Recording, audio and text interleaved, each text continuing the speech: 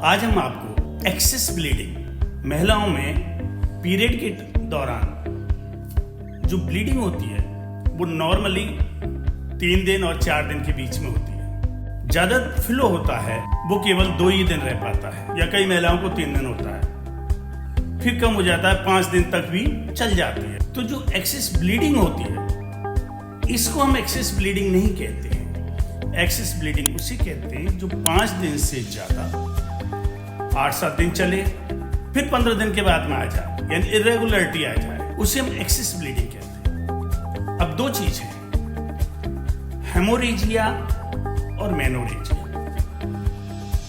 यानी ब्लड का निकलना, बहना, इसे हम हेमोरेजिया कहते हैं। जैसे चोट लग गई, ब्लड जा रहा है, या पाइल्स हैं, लैट्रिन के जरिए ब्लड जा रहा है, या मुंह से खून जा रहा है, नाक से नक्की चलती है वो जा रहा है, ये सब क्या, ये हेमोरेजिया। मेनोरेजिया क्या होता है? मेनोरेजिया फीमेल्स के पीरियड सर्किल में बहुत एक्सेस ब्लीडिंग होना और लंबे टाइम तक रहना, उसे हम मेनोरेजिया की गिनती में लेते हैं। ये एक तरह से बीमारी है। यदि नॉर्मल रूटीन में पीरियड में नॉर्मल ब्लीडिंग होती है वो एक बीमारी नहीं कही जा सकती, लेकिन जब लंबे टाइम चले तो वो बीमारी गिनती में आ जाती है।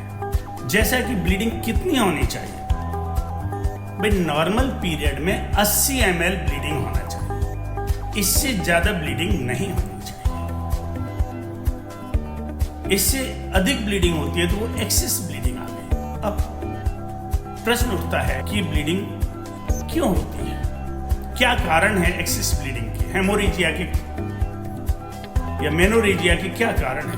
इसके कई कारण हो सकते हैं, जैसे पीसीओडी यानी ओवेरी में फफूले होना, या ओवेरी में गांठें बनना, फाइब्रॉइड, या फीमेल्स कॉन्ट्रासेप्टिव यानी बच्चा ना हो उसकी जो टैबलेट्स खाती हैं वो भी एक इसका परिणाम होता है। कई बार जब बहुत ज़्यादा स्ट्रेस होता है तो उसमें भी ब्लड का लॉस होता है। कई बार क्या है, हार्मोनल चेंज, थायराइड में हाइपो या हाइपर थायराइड के कारण भी ये मेनोरेजिया अर्थात पीरियड के टाइम पर एक्सेस ब्लीडिंग होती है। जब एक्सेस ब्लीडिंग होती है तो उसके क्या परिणाम? एक्सेस ब्लीडिंग होने से शरीर में कमजोरी आती है, कमर में दर्द रहता है, पैरों में दर्द रहता है, और एक एनीमिया की शिकायत होती है। जब एनीमिया की शिकायत होती है तो उससे खून की कमी से फिर और बहुत सारी बीमारियां होती हैं। हमें जो मेनोरेजिया है, एक्सेस ब्लीडिंग है, पीरियड टाइम से नहीं आ रहा है, इरेगुलर आ रहा है, इसका हमें ट्रीटमेंट लेना बहुत जरूरी है। अन्यथा कब तक इतनी ब्लीडिंग हम बहाते रहेंगे और अपने शरीर को बीमारियों का घर बना देंगे। डॉक्टर से कंसल्ट करना चाहिए, इसमें अपना अल्ट्रासाउंड कराएं, उसमें यदि पीसीओडी या पीसीओएस है,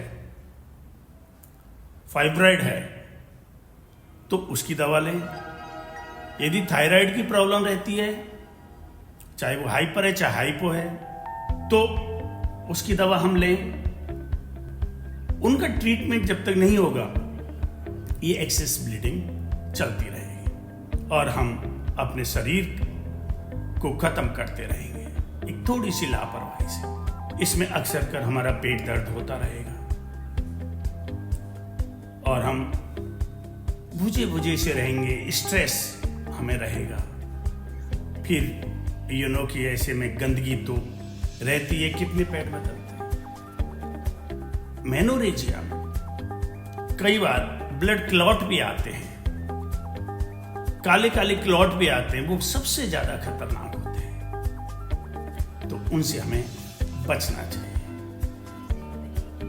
एलोपैथी में तो मुझे पता नहीं क्या दवाएं दी जाती हैं, लेकिन होम्योपैथी में कुछ दवाएं हैं जिनका हम भी कॉम्बिनेशन बना के देते हैं। वैसे मैं आपको जस्ट बता देता हूँ, आप इनका उपयोग कर सकते हैं। Iodum, phosphorus, cimicifuga, sabina, arsenic album, belladonna, cyclamen, ignatia, bovista आदि कुछ ऐसी दवाएं हैं जिनका हम उपयोग कर सकते हैं, जो हमारी ब्लीडिंग को रोक सकती है और इसका परमानेंट ट्रीटमेंट किया जा सकता है।